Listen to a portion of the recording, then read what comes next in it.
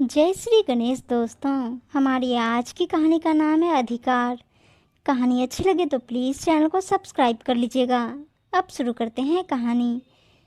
दिल्ली के पुराने मोहल्ले में प्रकाश जी का बड़ा घर था। उसी घर में उनके दो बेटे और एक बेटी रहती थी। बड़े बेटी की पत्नी रीना यानी घर की भाभी पूरे घर की जिम्मेदारियों को संभालती थी। सुबह से रात तक वही खाना बनाना, बर्तन धोना, बच्चों की देखभाल करना सब करती थी। पर इस घर में एक और किरदार था, ननद कंचन।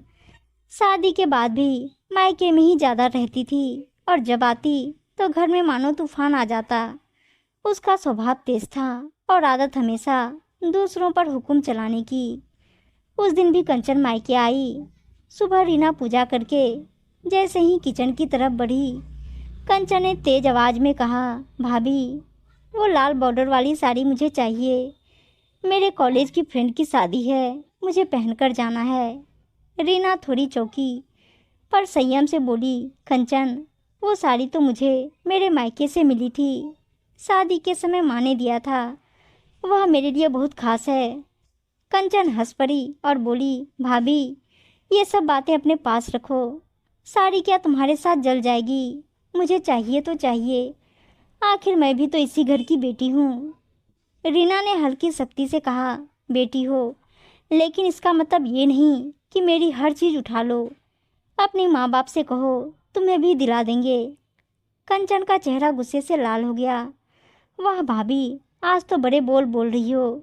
घर में आई नहीं और हक जमाने लगी। अब हमें ही सिखाओगी कि क्या करना है। रीना ने जब साफ मना किया तो कंचन की आंखों में चिंगारियां तैरने लगी। वह सीधी आंगन में बैठी अपनी माँ विभा देवी के पास जा पहुंची। माँ, देख लो अपनी बहू की औकात। मुझसे कहती है कि अपनी माँ बाप से कहो साड़ी दिलवा दें, जैसे मैं कोई भिखारन हूँ। मुझे तो आज तक समझ नहीं आया कि आप लोग ऐसी औरत को क्यों इस घर की बहू बना लाए। विभा देवी पहले से ही बहू से खिंची खिंची रहती थी। उन्होंने तुरंत रीना को आवाज़ लगाई, अरे बहू, ये क्या सुन रही हूँ मैं? तूने कंचन से ऐसा कहा? रीना आकर बोली, माँ जी, मैंने सिर्फ इतना कहा कि वो साड़ी मेरी माँ ने शादी के समय दी थी। मेरे लिए वो खास है, इसलिए मैं नहीं दे सकती। विभा देवी ने ताना कसते हुए कहा, खास? अरे तेरी मायके की चीज़ ही तो खास है। इस घर का कुछ तेरे लिए मायने रखता भी है कि नहीं? तू तो आए दिन अपने मायके का बखान करती रहती है। बेटियों को कभी रोका जाता है क्या? वो साड़ी दे दे उसे, तुझे क्या जाएगा? रीना की आंखों में आंसू भर आए। उसने धीमी आवाज में कहा, माँ जी, मायके से लाई चीजें ही तो औरत के पास अपनी पहचान होती है। मैं तो इस घर की सेवा में लगी रहती हूँ। मैंने आज तक कोई अपनी जिद नहीं रखी। बस इस बार मेरी दिल की बात सुन लीजिए। तभी कंचन बीच में कूद पड़ी, अरे माँ, देखो कैसी मीठी बातें बना रही है। ये सब नाटक है। असल में इसे डर है कि मैं शादी में सबके सामने ज़्यादा सुंदर लगूंगी, तभी तो बहाना बना रही है। यह सुनकर रीना चुप हो गई, मगर मन ही मन सोच रही थी, क्या यही है इस घर में मेरी इज्जत? शाम को जब पति नीरज घर लौटे तो विभा देवी और कंचन ने मिलकर पूरा किस्सा उलट पुलट कर सुना दिया। बेटा, तेरी बीवी तो तेरी बहन की इज्जत उतारने पर तुली है। एक साड़ी तक देने में इतना तामझाम, हमसे तो कभी ऐसे बोलने की हिम्मत नहीं हुई। माँ ने ताने से कहा। नीरज ने रीना की ओर देखा। रीना, सच बताओ क्या हुआ? रीना ने धीरे से समझाया, परंतु कंचन तुरंत बोली, भैया आप ही बताओ, जब भाभी घर की बेटी बनकर नहीं रह सकती तो उन्हें इतना मान सम्मान क्यों? क्या एक साड़ी के लिए बहन को यूं अपमानित किया जाता है?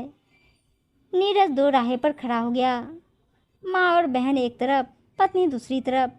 आखिर वह बोला, रीना, अगर कंचन को साड़ी चाहिए तो दे दो, आखिर बहन है मेरी। यह सुनकर रीना के दिल पर चोट लगी। वह रो पड़ी और बोली, तो क्या मैं इस घर में पराई हूँ? मेरी भावनाएं कोई मायने नहीं रखती। अगर मेरी कोई चीज़ मेरे लिए खास है तो क्या मुझे उसका भी हक नहीं? पूरा घर सन्नाटे में डूब गया। अगले दिन से कंचन ने घर में तानों की झड़ी लगा दी। भाभी, जरा चाय बनाना सीख लो, वरना मायके से कोई कोर्स कर लो। भाभी, आपने जो सब्जी बनाई है उसमें नमक कम है। आपकी माँ ने आपको यही सिखाया है क्या? भाभी, सारी तो दी नहीं, अब चेहरे पर रोना लेकर घूमो। बड़ी आई संस्कारी। विभा देवी भी हर जगह बहू को कटघरे में खड़ा करती। अरे, अब तो ये हो गया है। हमारे ज़माने में बहुएं मायके का नाम तक नहीं लेती थी, सब कुछ ससुराल का होता था। लेकिन आजकल की बहुएं, हाय राम। रीना तानों के इस बोझ तले दबने लगी। उसे हर दिन लगता मानो उसकी मेहनत और त्याग सब बेकार है। रीना ने तानों को सहना शुरू कर दिया। वह अपने काम में और भी मन लगाती ताकि कोई शिकायत न हो। सुबह 4 बजे उठना, सबके लिए नाश्ता बनाना, बच्चों को तैयार करना, पति की फाइलें व्यवस्थित करना, वह सब करती। लेकिन जैसे ही कंचन उठती, घर का माहौल बदल जाता। भाभी, जरा जल्दी से मेरे लिए भी पराठे सेक दो, वैसे भी तुम तो खाली बैठी रहती हो। भाभी, मैंने कहा था ना, मेरी सैंडल पॉलिश कर दो, या ये भी मैं करूं? रीना की चुप्पी को कंचन उसकी कमजोरी समझ बैठी। हर दिन एक नया ताना, हर घड़ी एक नया तंज। एक दिन घर में रिश्तेदार आए हुए थे, सब लोग आंगन में बैठे थे। कंचन अचानक सबके सामने बोल पड़ी, आप लोग जानते हैं, भाभी को अपने मायके से मिली चीज़ों का बड़ा घमंड है। एक साड़ी तक नहीं दे रही मुझे, कहती है मेरी माँ ने दी है, जैसे इस घर में तो कुछ मिलता ही नहीं। रिश्तेदारों ने हंसते हुए टोक दिया, अरे कंचन, बहन बहन में थोड़ी बहुत नोकझोंक होती रहती है, तो क्यों इतना बड़ा मुद्दा बना रही है? लेकिन विभा देवी ने आग में घी डाल दिया।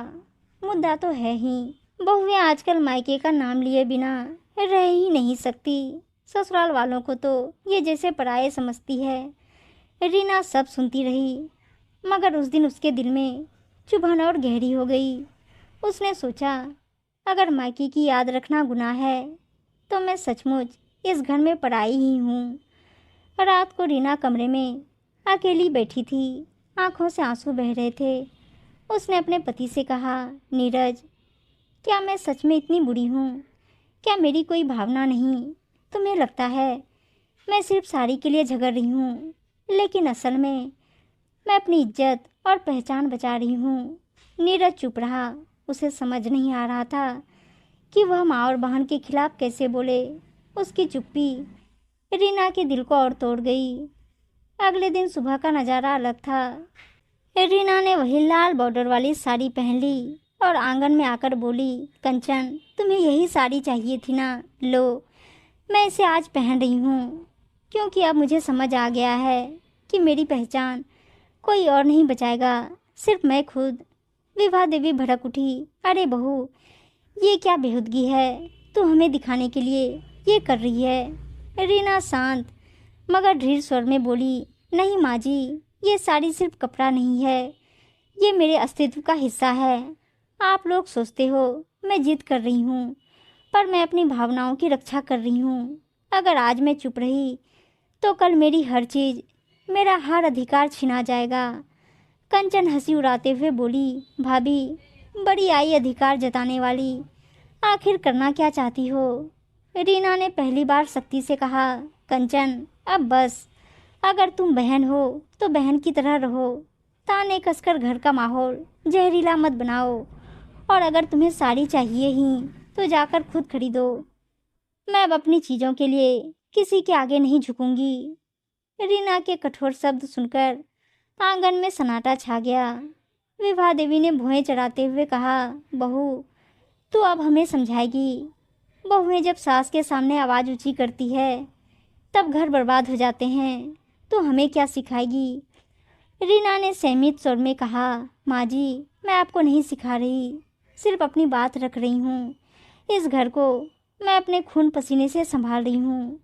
हर दिन सुबह से रात तक मैंने कभी शिकायत नहीं की। लेकिन अगर आप लोग मेरी भावनाओं को समझ ही नहीं पाएंगे तो मैं क्यों चुप रहूं? कंचन ने फिर ताना मारा, भाभी, आपकी भावनाएं हमारी भावनाएं कुछ नहीं, बड़ी आई त्याग की देवी। हमें तो हमेशा नीचा दिखाना है आपको। रीना का चेहरा सख्त हो गया। नीचा तो वही दिखाते हैं जो खुद गिरते हैं। मैंने कभी तुम्हें नीचा नहीं दिखाया कंचन, तुम्हारे ताने ही तुम्हें छोटा कर देते हैं। इस बार नीरज ने हिम्मत दिखाई। वह आगे आया और बोला, माँ कंचन। मैं अब तक चुप रहा क्योंकि मैं आप दोनों का सम्मान करता हूँ, लेकिन सच ये है कि रीना गलत नहीं है। एक साड़ी उसकी भावनाओं का प्रतीक है। अगर वो उसे देना नहीं चाहती तो ये उसका अधिकार है। हम सबको उसकी भावनाओं का सम्मान करना चाहिए। विभा देवी स्तब्ध रह गई। क्या तू अपनी बीवी के पक्ष में खड़ा है? नीरज ने शांत स्वर में कहा, हाँ माँ, क्योंकि सही वही है। अगर हम बहू की हर बात दबाएंगे तो ये घर सिर्फ एक कैद खाना बन जाएगा, और मैं नहीं चाहता कि मेरा घर कैद बने। कंचन चिल्लाई, भैया आप भी बदल गए। पहले आप हमेशा मेरे साथ खड़े रहते थे, अब भाभी ने आपको फंसा लिया। नीरज ने दृढ़ आवाज में कहा, कंचन, सच का साथ देना फंसना नहीं कहलाता। कंचन को यह सब बर्दाश्त नहीं हुआ।